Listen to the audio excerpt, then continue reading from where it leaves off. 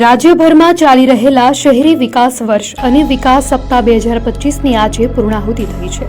આ પ્રસંગે મુખ્યમંત્રી ભૂપેન્દ્ર પટેલે વર્ચ્યુઅલ માધ્યમથી સુરત શહેર અને જિલ્લાને વિકાસ કાર્યોની મોટી ભેટ આપી છે।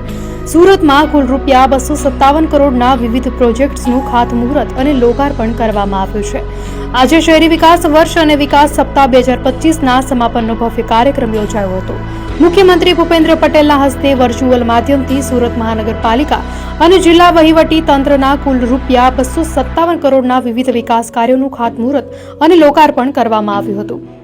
આ પ્રોજેક્ટ્સમાં સુરત મહાનગરપાલિકાના રૂપિયા 79.95 કરોડના કામોનું ખાતમુહૂર્ત અને રૂપિયા 84 કરોડના કામોનું લોકાર્પણ સામેલ છે, જ્યારે જિલ્લા વહીવટી તંત્રના રૂપિયા 88 કરોડના કામોનું ખાતમુહૂર્ત અને રૂપિયા 5.67 કરોડના કામોનું લોકાર્પણ કરાયું હતું।